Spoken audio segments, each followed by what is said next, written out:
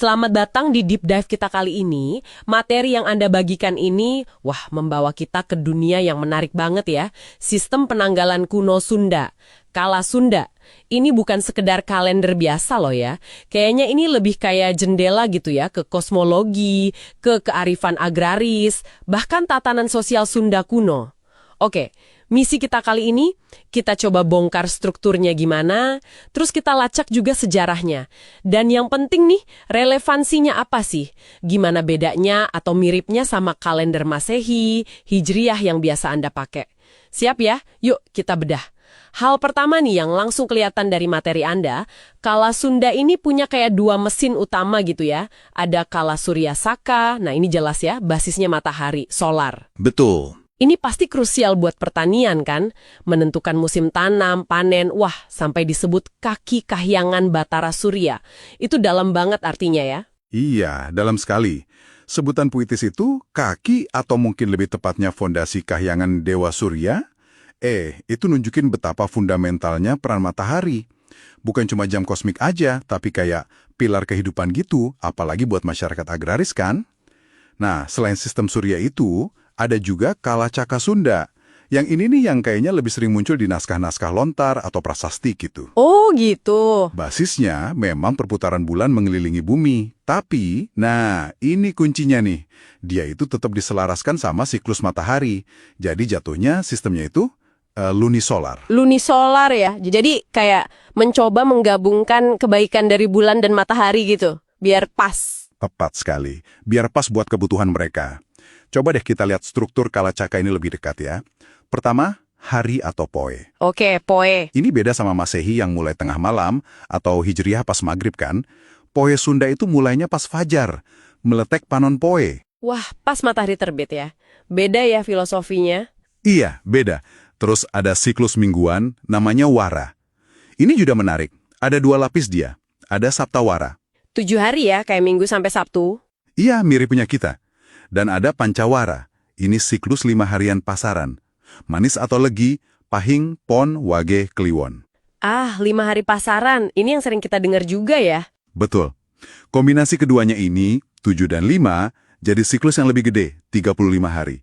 Dan ini jadi dasar perhitungan waktu yang lebih kompleks lagi, kayak sistem wuku. Oh, wuku itu basisnya dari sini juga ya? Kemungkinan besar iya, sistem 210 harinya itu. Meskipun nama-nama wuku spesifik versi Sunda mungkin agak kurang terdokumentasi ya, dibanding versi Jawa. Terus lanjut ke bulan atau sasih.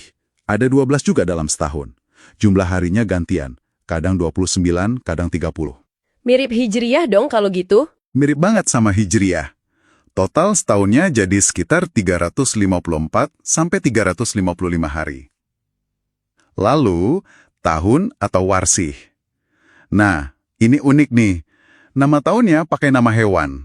Kayak contohnya tahun 1957 Caka, itu disebut tahun Embe. Tahun Embe. Tahun kambing berarti. Lucu juga ya? Iya, tahun kambing. Jadi kalau kita bandingkan nih, durasi setahun Kala Caka Sunda yang sekitar 354-355 hari itu, kan mirip banget sama Hijriyah yang murni lunar. Tapi bedanya tadi signifikan ya, karena dia harus tetap patuh sama matahari juga buat pertanian. Persis. Justru kebutuhan agraris itulah yang memaksa dia jadi lunisolar. Biar perhitungan bulannya nggak lari terlalu jauh dari musim yang ditentukan matahari. Nah, ada lagi yang menarik nih, soal kemiripannya sama kalender Jawa. Oh ya, apanya yang mirip? Terutama soal Neptu. Itu loh nilai angka yang dikasih ke tiap hari di siklus Saptawara dan Pancawara. Angka keberuntungan hari gitu ya? Bisa dibilang gitu. Nah, di materi Anda disebut kalau nilai Neptu Sunda dan Jawa ini sama persis, identik. Ini bukti kuat loh, ada warisan sistem perhitungan waktu yang sama gitu ya di Nusantara. Kemungkinan besar dipakai buat divinasi, menentukan hari baik, buruk. Jadi kayak kode rahasia waktu yang diwariskan bersama ya.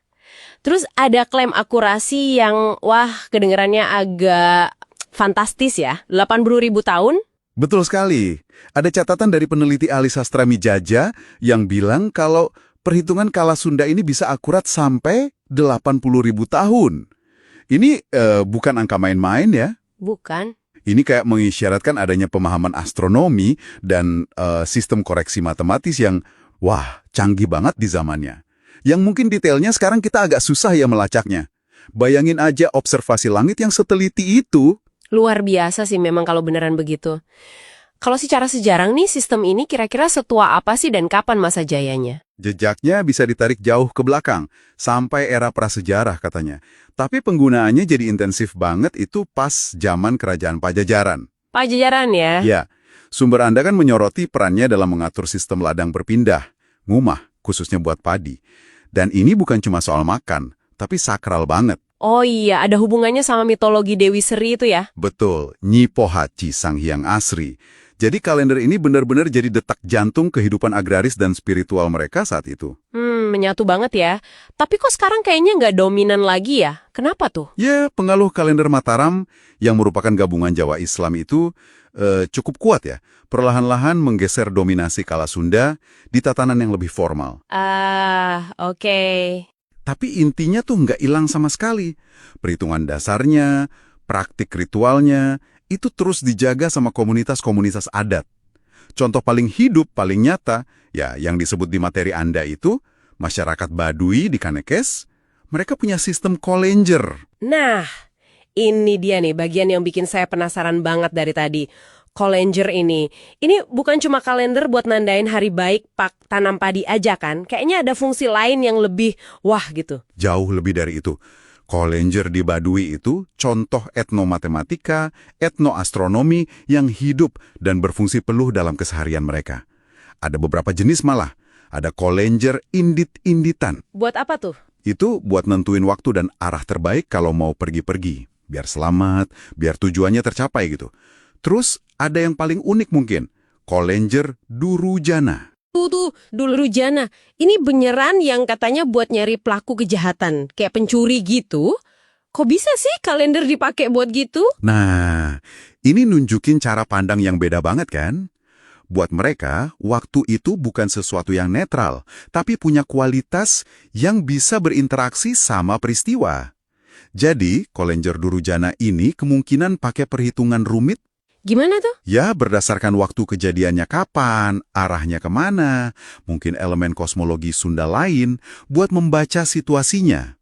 Bisa jadi buat mempersempit kemungkinan siapa pelakunya, atau bahkan sampai menunjuk gitu. Ini kayak sistem keadilan tradisional yang nyambung langsung sama pemahaman mereka soal waktu dan alam semesta. Wow, keren sekaligus agak mistis ya kedengerannya buat kita sekarang. Dan tentu saja, kolenjer ini tetap jadi panduan buat ritual adat penting kayak Serentahun. Upacara panen itu ya, yang masih ada di Baduy, Ciptagelar. Betul, upacara syukur panen. Itu dipandu kolenjer juga waktunya. Jadi, kalau kita tarik kesimpulan nih, apa sih artinya semua ini buat Anda yang mendengarkan? Kala Sunda, terus kolenjer ini bukan sekedar barang antik ya. Bukan sama sekali. Ini bukti hidup kecanggihan intelektual, observasi langit, matematika terapan orang Sunda dulu. Lebih dari itu, ini sistem lunisolar yang secara intrinsik itu ngikat manusia sama alam, sama spiritualitas, bahkan sama tatanan sosial dan keadilan.